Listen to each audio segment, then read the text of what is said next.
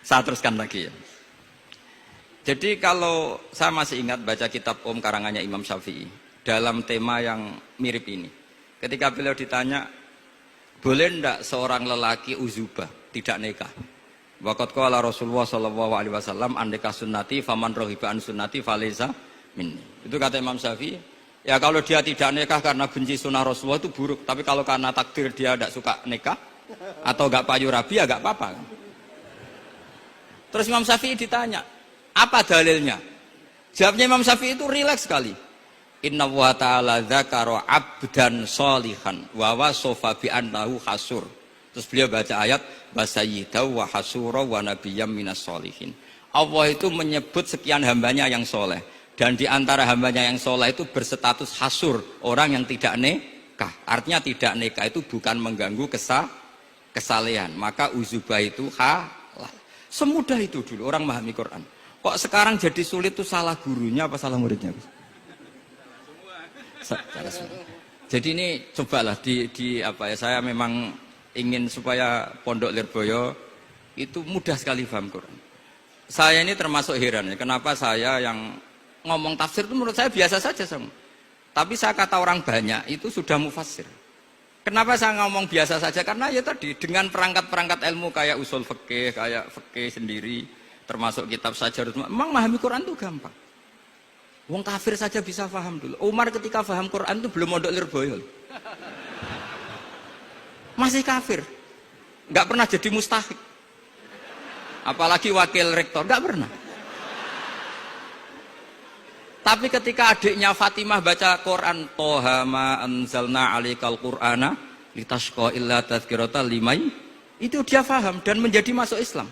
Itu coba fahamnya itu sama ngajinya dulu mana? Dulu fahamnya karena Quran itu muyassar, mudah.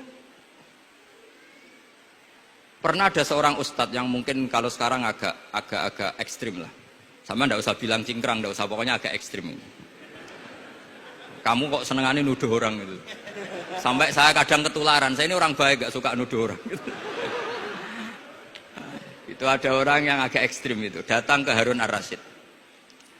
Ya Amirul Mukminin gitu. Inni nasihun laka famusaddidun alaika fala tajidanna alayya fi nafsika syai'an. Saya ini orang baik-baik, ingin nasihati jenengan, cuma saya agak kasar.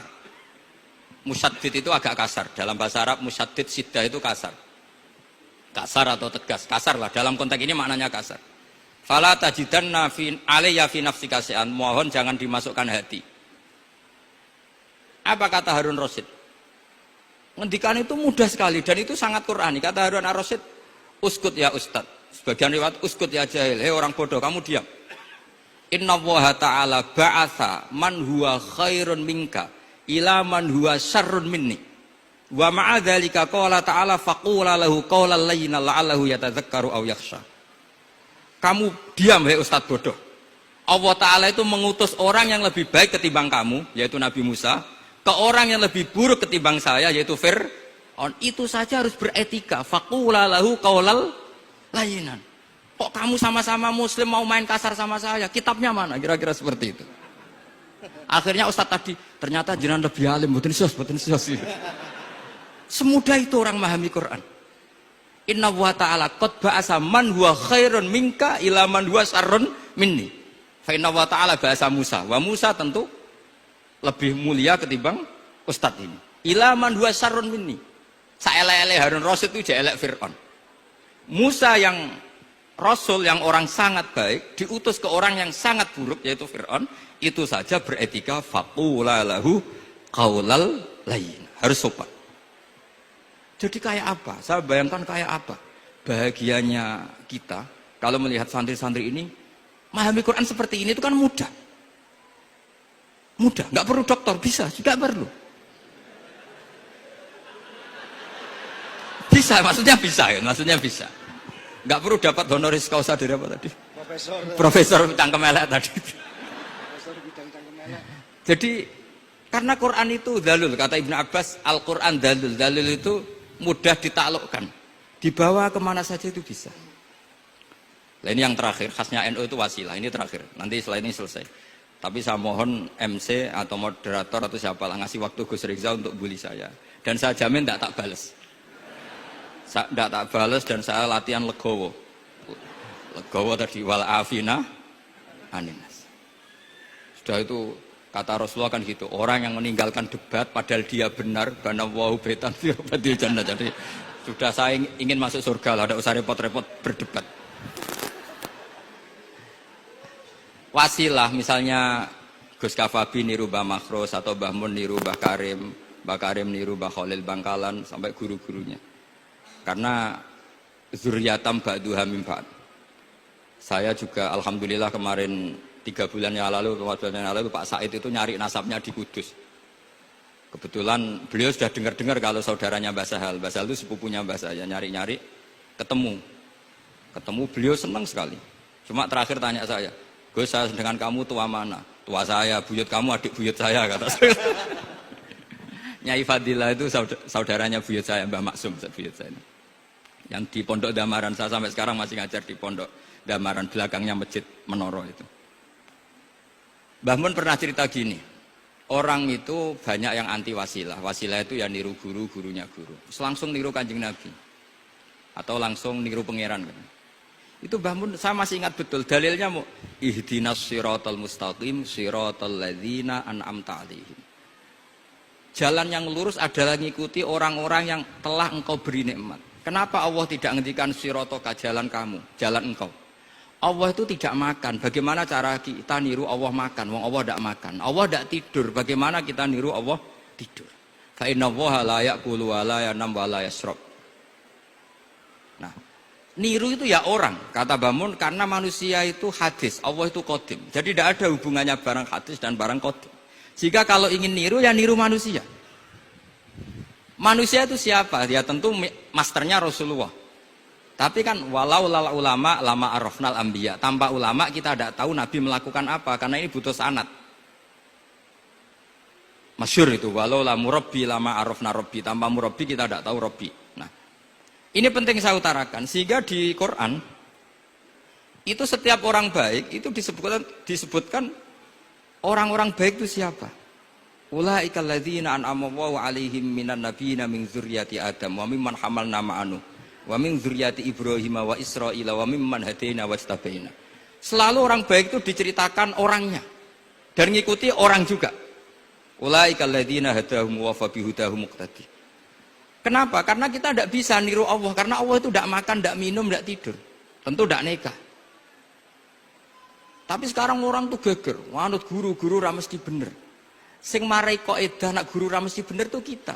Kita setiap ngajar di Lirboyo di Sarang bilang selain Rasulullah Muhammad tuh tidak maksum. Jadi mereka ketinggalan kalau ngomong kiai ra mesti bener. Tahu kita mulai kecil diajari selain Nabi kok ora maksum. Ndekne ro ilmu anyaran kok ngandani sing mulai bayi alim itu kan lucu. Kita mulai dulu tahu selain Nabi itu tidak maksum. Kok malah dikandani kiai tidak mesti bener, kenapa diikutin? Udah tahu kalau kiai tidak mesti bener. Cuma kalau kiai tidak mesti bener, nak kue mesti ra bener. Lagi-lagi gerakan cangkem elek kan gitu. Kalau kiai itu hanya mungkin tidak bener, kalau kamu mesti tidak bener. Ini penting saya utarakan sehingga mudah sekali. Apa dalilnya wasilah? Ya kita jawab saja. Ihdinas siratal mustaqim siratal ladzina an'amta 'alaihim. Semudah itu Quran dipahami ahlinya. Tapi sekarang kok memahami Quran jadi sulit. Saya menjadi tidak tahu.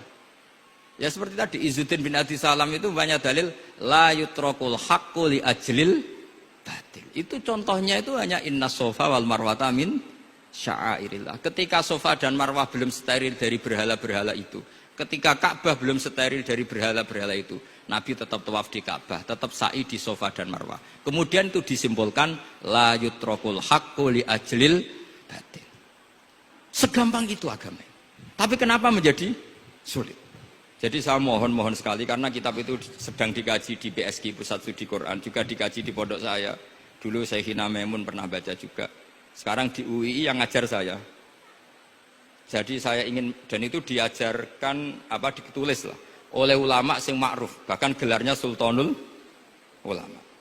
Dalam kasafnya Sayyid Abil Hasan Asyadzili, dalam kasaf beliau mengatakan, saya pas kasaf dengar satu suara, satu hatif, ya Ali, ma'ala wajil ardi, tidak ada di muka bumi ini kajian fikih sing abha, yang lebih bersinar, yang lebih moncer ketimbang kajian Izzuddin bin Abdissalam.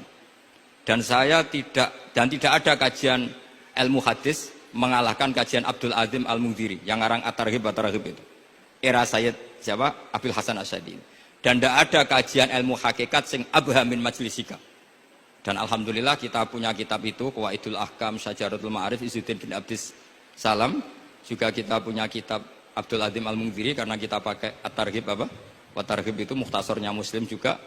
Dan tentu kita juga punya Abul Hasan Asy'adzili karena kita rata-rata ngaji hikam, kita tahu hikam adalah muridnya Abul Abbas Al-Mursi dan beliau adalah muridnya Abul Hasan apa? Asy'adzili. Sehingga kita insya Allah ngalami dzurriyatam ba'duha min ba'd. Baik dzurriyah nasabiyah maupun dzurriyah sababiyah. Kayak saya tadi dikatakan Gus Kawabi, putu Lirboyo karena Mbah Mun ngaji di Lirboyo. Dan saya bangga karena bisa bully jenengan semua, nak putune wae alim apa meneh anake.